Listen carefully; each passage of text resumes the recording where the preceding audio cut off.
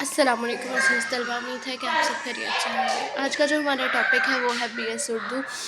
کی کتاب جو ہمیں پنجاب یونیورسٹی نے ریکمنڈ کی ہے،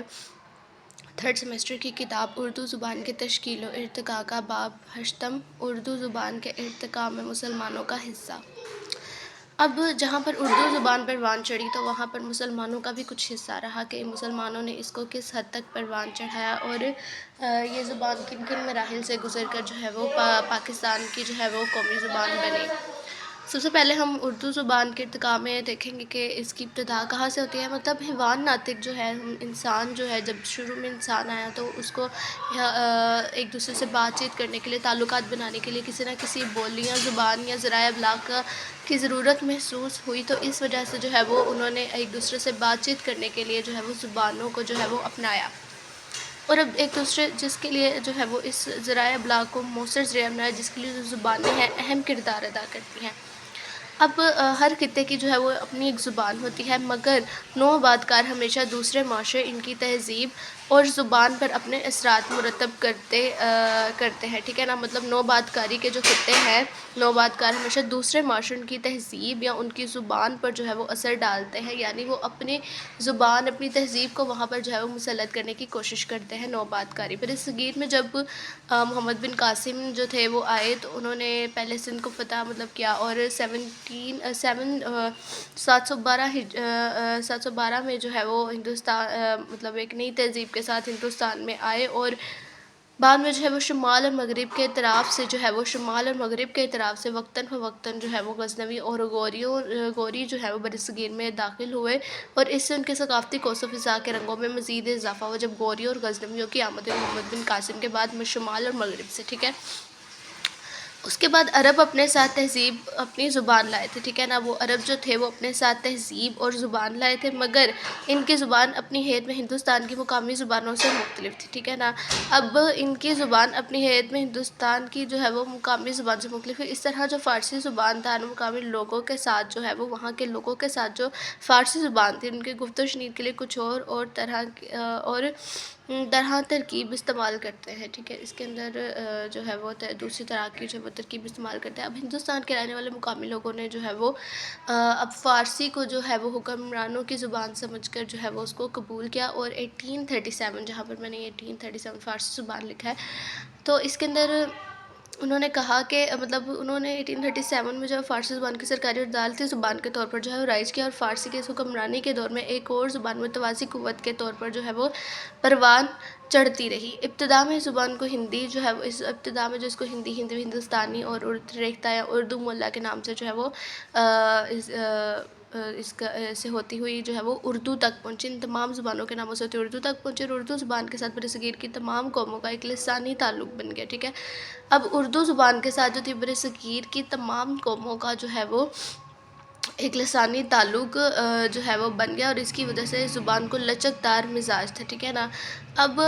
اردو زبان کے ساتھ جب باقی قوموں کا ایک لسانی تعلق بنا تو اسی وجہ سے زبان کو لچک دار مزاج تھا، یعنی اردو زبان کے فکروں میں جو وہ سنسکرت، عربی، فارسی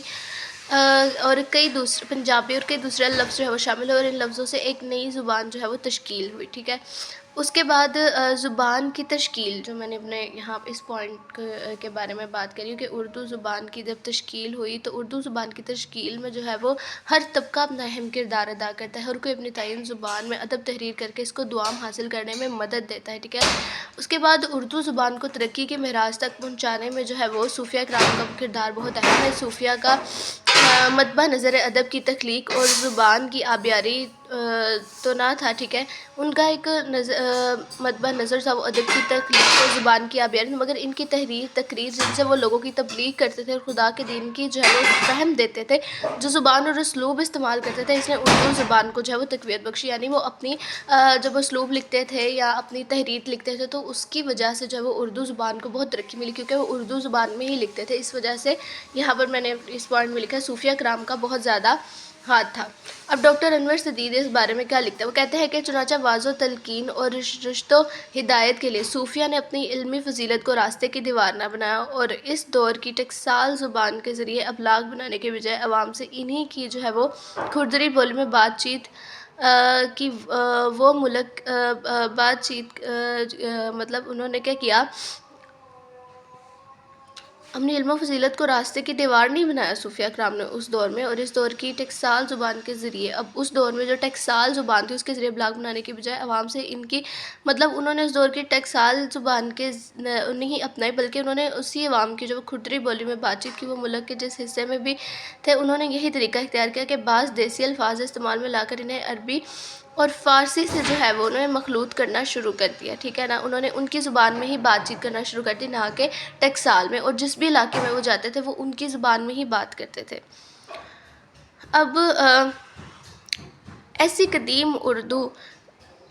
17ویں صدی عیسوی تک پورے ملک میں رائج ہوگی، ٹھیک ہے، اب ایسی قدیم اردو 17ویں صدی میں جو ہے وہ وہاں پر رائج ہو چکی تھی تمام مراحل سے گزرنے کے بعد، جس کی ابتدائی نشوونما صوفیہ